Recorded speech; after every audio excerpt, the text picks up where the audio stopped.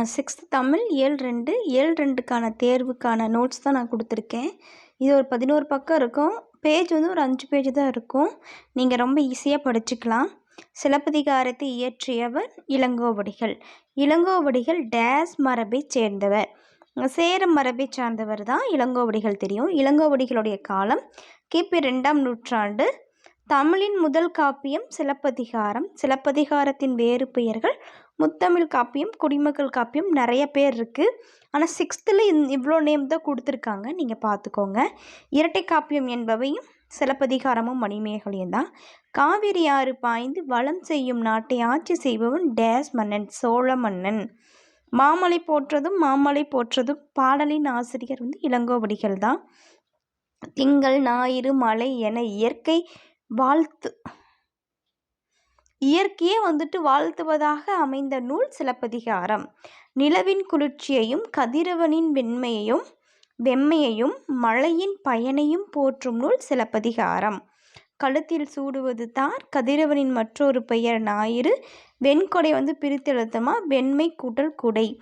இந்த மாதிரி நான் ஒரு 11 பேஜ்க்கு வந்து எழுதியிருக்கேன். நெக்ஸ்ட்டு வந்துட்டு பொற்கோட்டுனா பொன் கூட்டல் கோட்டு, பொன் கூட்டல் கோட்டு, கொங்கு அலர்னா கொங்கலர், அவன் கூட்டல் அழிபோல் அவன் அழிபோல். இது எல்லாமே நீங்கள் வந்துட்டு 6th சிலப்பதிகாரம்னு எடுத்துக்கிட்டிங்கன்னா இந்த ஒரு வரி வினான்னு சொல்லுவாங்கள்ல, அந்த மாதிரி தான் அது எல்லாமே இருக்குது.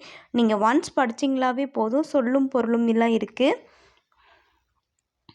நெக்ஸ்ட்டு காலநிலம் வந்து பாரதியாரோடையது, அந்த டாபிக் இருக்குது.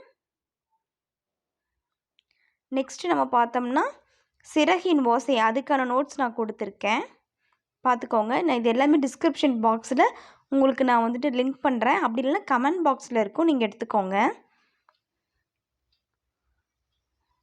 கிழவனும் கடலும் ஒரு துணைப்பாடம் மாதிரி இருக்கும், நல்லா இருக்கும்.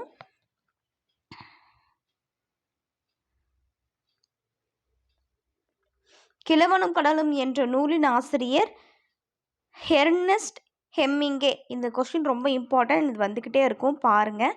கிழவனும் கடலும் நோபல் பரிசு பெற்ற ஆண்டு 1954. இது 2 மட்டும்தான் திரும்ப திரும்ப நமக்கு வரும். நான் போன டைம் டிஎன்பிசி எக்ஸாம் எழுதினேன், இதில் இது கேட்டிருந்தாங்க, பார்த்துக்கோங்க. கலைச்சொல்னா புக் பேக் பின்னாடி வந்துட்டு தமிழில் இங்கிலீஷில் கொடுத்து தமிழில் கண்டுபிடிக்க சொல்லுவாங்க இல்லையா, அது. நெக்ஸ்ட்டு திருக்குறள் பற்றி நமக்கு தெரியும் இல்லையா. திருவள்ளுவர் டேஸ் ஆண்டுகளுக்கு முற்பட்டவர், கிமு 2000 ஆண்டுகளுக்கு அவர் வந்துட்டு முற்பட்டவர், கிமு 2000 ஆண்டுகளுக்கு முற்பட்டவர்.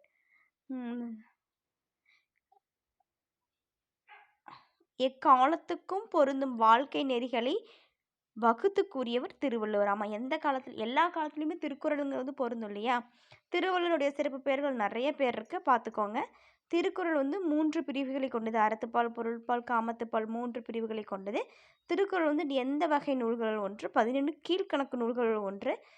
திருக்குறள் வந்து 133 அதிகாரம் இருக்குது, அதேமாதிரி 130 திருக்குறள் இருக்குது. இது எல்லாமே கொஷினாக இருக்குது, பார்த்துக்கோங்க. திருக்குறள் பற்றி டாபிக்ஸ் இருக்குது. எனக்கு தெரிஞ்சு இந்த ஒரு பேஜ் திரும்பி வந்திருக்குன்னு நினைக்கிறேன், அது கொஞ்சம் பார்த்துக்கோங்க. முதலெழுத்தும் சார்பெழுத்துக்கள் வந்து இலக்கணம், நம்ம படிக்காமல் போகிறதே இந்த இலக்கணத்தை மட்டும்தான். ஸோ இலக்கணம் நல்லா படிச்சுக்கோங்க. நானும் இலக்கணத்தை மட்டும் மிஸ்டேக் பண்ணிடுவேன். தேங்க்யூ ஃபார் வாட்சிங்.